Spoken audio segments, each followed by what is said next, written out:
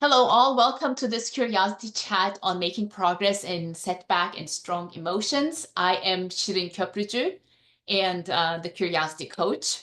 With me today is Andreas Schneider, who has decades of innovation and leadership experience in the telecom and energy sectors, and most recently as the senior advisor and chief marketing officer of Infinerel, where the purpose is to make clean energy reliable, and the vision is to see a world functioning more with renewable energy, renewable resources. And as with every transformational change, the road is full of opportunities and challenges at the same time. And I'm very, very thankful for Andreas to be joining me in this chat today. Thank you, Andreas. Everyone, hello to everyone, and thank you, Syrian, for inviting me. Absolutely. Let me first ask you how you got, knowing the high energy you have for this topic, how you got inspired, how you got into the topic of renewable energy, and what you note as the future of uh, the world through renewable energy. Sure. I mean, I have to start out where my career started. It's always been in innovation and high tech. And before that, I was in telecoms for 20 years. So a lot of innovation happened there. And then, of course, one of my topics in my whole life has been how do we treat our planet on which we live and how we make it sustainable for 9, 10 billion people or even more, to not destroy it before even all these people can live in on this planet. And when I started seeing that the technologies were evolving, when now it comes to renewable energy, and I'm a tech guy, so more than 20 years in telecoms, the inspiration came, well, it's time. And still with Right. a love for the earth, tech guy, and love Of for course, the earth.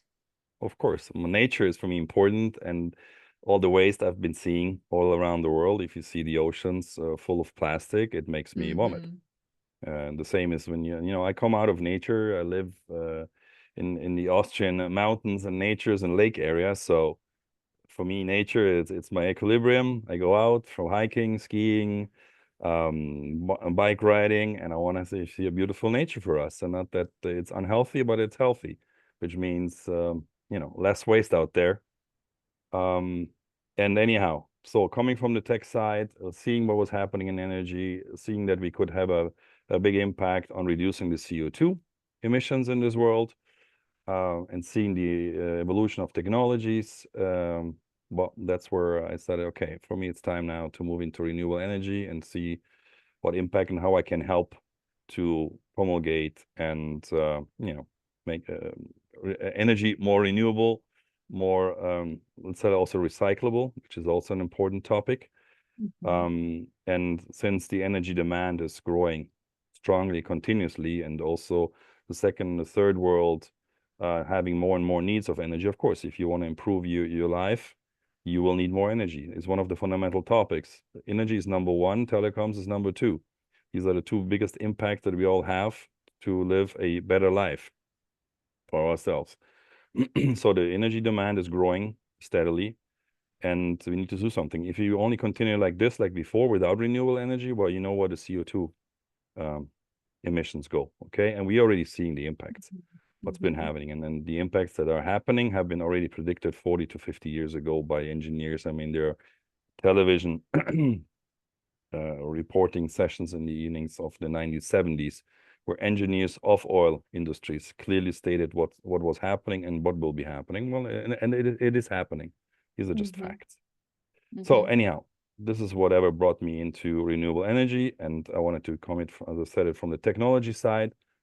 And that's where I had the chance of becoming the global service director for an inverter manufacturer. So again, this is the technology side of part of the renewable energy. Every renewable energy project relies on inverters at the end, be it wind, solar, storage. And when we go into even EV charging and then electric vehicles, being them drones in the air or the cars on the ground, they all have small inverters, meaning energy conversion equipments inside. And our aim at Infineon is to make them more reliable and resilient so that we get it even more efficiency out of it. And secondly, we get it the cheapest energy production possible. Yeah, yeah, yeah. When you're as curious as you are, and well-traveled for that matter, well-read always, it's I'm sure you identify lots of opportunities, just like you said, right? The world is developing, so more telecom needed, more energy needed, clearly. But then how do we do this responsibly? So you identify all these opportunities.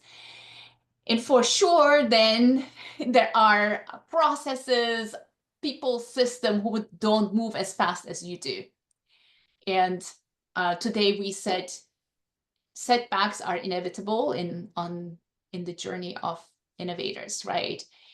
I'm curious what your experience with setbacks is and how you tend to approach setbacks. So once you take a certain path and you know what you want to do and why you're doing it, of course, it's not a straightforward path. When circumstances change, when frameworks change, well, on one hand, you adapt that there is a different situation. On the other hand, you look for solutions. And it's what is intrinsic to any innovator by nature. You look for solutions. You don't see, okay, there's a problem. Okay, whatever. So we'll try to figure it out a different manner. And that's what you go on. I did this on the telecom side. It's not when you bring in new new technology in telecom that they work from the beginning. When we went from fixed and suddenly we had mobile. Okay, you know how many people were telling me at the beginning? I remember, oh, I don't need a mobile phone. What for? If I'm on the highway and I have to call someone, I will stop at the next gas station. I will call someone. So these were the answers I was getting at that time. Now think about it today. Think about any kid in the world today you would think about like this. Oh, I'm on the highway driving. I have to stop and then get on a fixed mobile phone. I mean, nuts. Okay. Yeah. Yeah. Seeing as of today, nuts. At that time, you would get kind of these response. I don't need a mobile phone. Who doesn't have a mobile phone today? And even in the third world, you have people having mobile phones but no fixed lines, because a mobile phone is a solution, because it, as I said, it's mobile and it's dispatchable compared to fixed lines, which takes way longer to get them there. Yeah. And So what this I'm brings us hearing to is renewable energy. It's exactly the same with solar. one is the hurdle against innovation. So hanging on to status quo, right? What other setbacks do you encounter as an innovator, would you say? So one thing, as I just mentioned, were behavior, right? Or when something is new, there's always this is normal. It's Yeah. humankind is normal. The other thing is, of course, are the technologic ones. Okay, it's not that because you think, okay, it's gonna work, yeah, but it takes more more versions of it, more failures to then improve it again. So it's not that, okay, you know the path, you know your technology, still there are unknowns. Okay, you try it out, fail. You try out, fail, or let's call it you learn from mistakes or from new discoveries, because at the end, most of the stuff is new discoveries, and you have to be ready for new discoveries, which is a mental thing as well. I'm not saying, oh, I'm only going with the known. Well, if you only go by the known, well, you will not innovate as much. And secondly, is the risk profile that you have. Yeah. If you live in a big corporation, what I've been for, what, 25, 30 years, you have those people that think more about their career, and they will never take on risky projects. And there are those that don't give a damn about having to feel, oh, I'm risking something, because they love the new stuff and they're curious. And that's what drives them. And what at the end brought me big advantages also in my managerial career. I was way quicker up in certain positions just because, yeah, I took the risks. For other ones were big risks. For me, were no risks. Yeah. For me, it was the fun of it. And of course, the challenge of solving issues that seemed not to be so easy. Yeah. But I found the ways. If you're curious enough, you will find your way. If you're curious enough, you will find your way. At the same time, I hear that in some cases you may like to make more effort to be curious because they bring up some stronger emotions. For sure. They can bring Especially up. Uh-huh. especially when you know and you're convinced. Well, again, everything is subjective, right? Right. That you know what you're doing, you know where the path is, and you see a lot of resistance. because of lack of know-how of your environment or because of interest groups that have other Uh-huh. interests about money and about power. It's another big game, right? It's about a lot of people are more steered toward power, which is more important than anything else. And I'm more the guy that wants to see innovation improvements to our lives in all the different dimensions that there can be, and doesn't care too much about, you know, how much power I have in that moment or whatever. It's not my driving uh, goal. My driving goal is to bring things forward. Being these corporations, companies that I have managed, you always try to do the best interest of the company and what gives it resilience towards the future. And the resilience towards the future is innovation. If you don't innovate, after a Yeah. while, you're dead. There is no way because the other ones will be there. There's always be someone who's innovating more than you if you Yeah. start not doing it. And yeah, you have a lot of walls that you have to go through or go around or find your way through. There's no way, but you cannot lose the faith or the energy and say, okay, no, it doesn't. And if you see that the environment doesn't fit anymore, and that really all the energy you're putting in there is worth nothing because the output is zero, then you change because otherwise you get sick. That's What the I reality. noticed, I'm having an amazing experience because you're mentioning a bunch of different hurdles and setbacks one can have. You mentioned power. Of course, the political environment may be different sometimes for innovation. And yeah, there is power and there are big hurdles. What I sense in you is a great centeredness that keeps you loyal to curiosity and learning.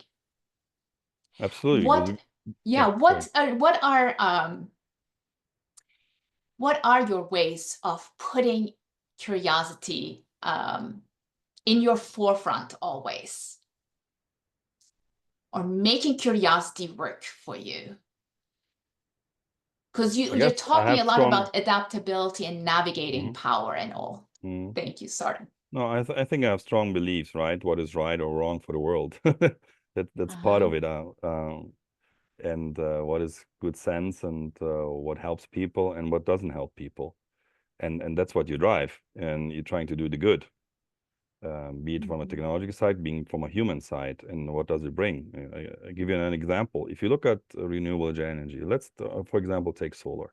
Mhm. Solar is, so the sun is available everywhere. Okay. Mhm. Yeah. Which always said it's the most democratic if you want, but the terminology of democratic right now seems to be already, oh my God, controversy right now.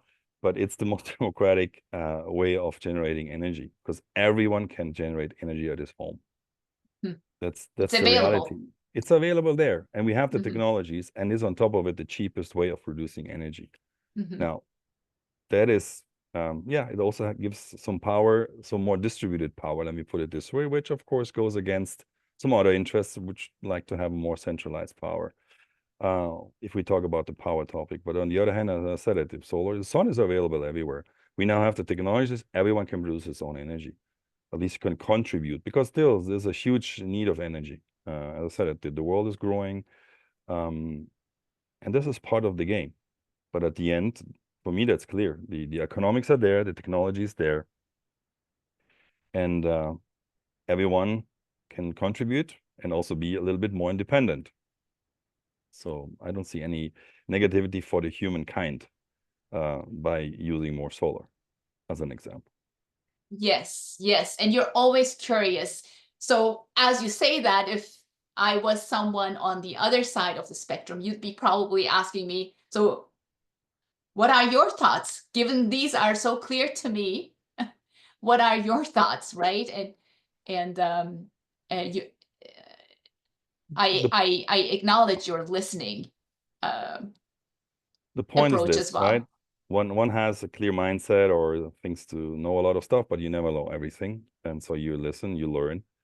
And when it comes to you know, making your arguments, your points, that's what you continue doing, and trying to bring down the facts and the evidence, the science, which is another topic, because Hmm. all of our innovations are based on science. They don't come out of the blue sky.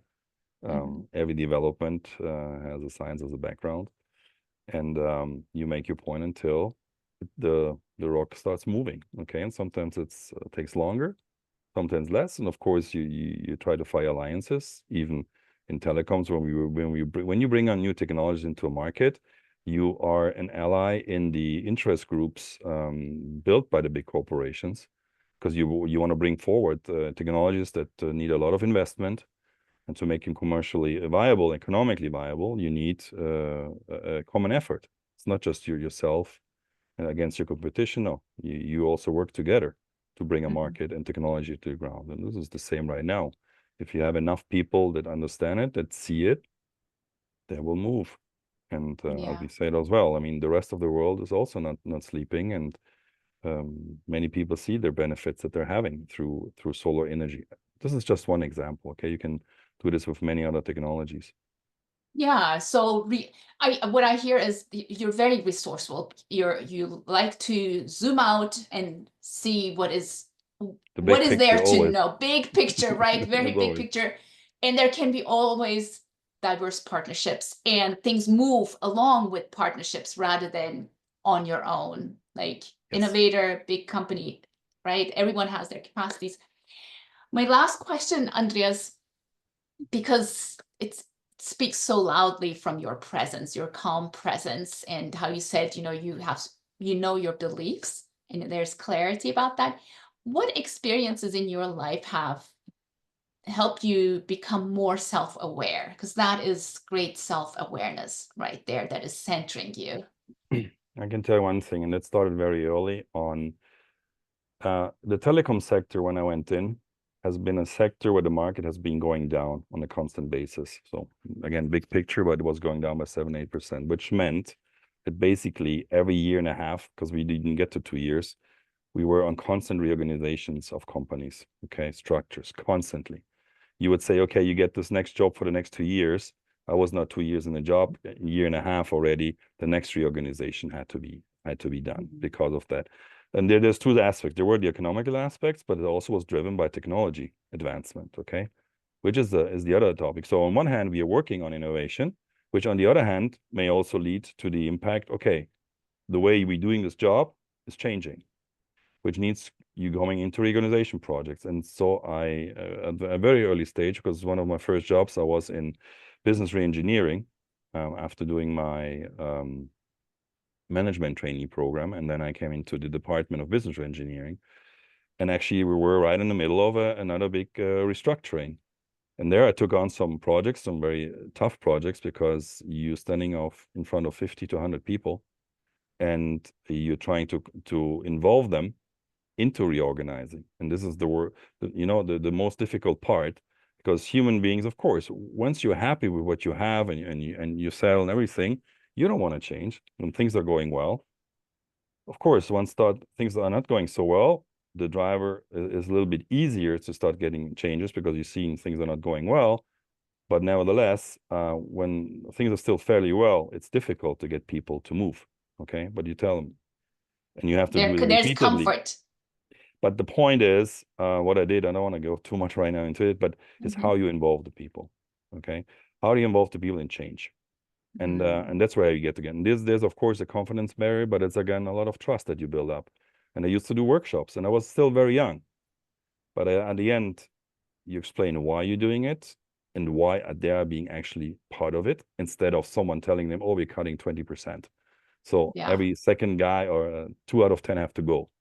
No. So your encounters with people who were unlike you taught you more about you, and then you could show up with more curiosity for the others. It was also, yes, bringing, that's correct. Getting, how can I say, induce more curiosity to them, because that the world is evolving and you have to evolve in that world, and you can be part of it, of evolving. And then there's always those that never want, okay? So now I could start categorizing the groups, and how you see how many people you have to take. You always have to get this critical mass that works with you. And then they drive the rest. And then you will always have these 10, 15, 20% that are always negative. They don't want to do anything and whatever. But once you have the majority, you will see how things move. But these are the toughest things, getting people into it. And they know things will change. But again, if you see the curiosity in the change and what it actually can bring to yourself, to your own development, because it goes also how much you want to continue developing your brain and understanding the world. It doesn't stop just because you have a good job right now. And now the world for the next 20 years is going to stay like this. Because maybe in the times I started doing this, there were still people that were living, or that they came from their parents that still were 30 years in one company, okay? Which now has drastically changed, right? Today, every sector, with the change in technology and science, every sector is prone to major change. Thank you very much for this talk, Andreas. You're welcome.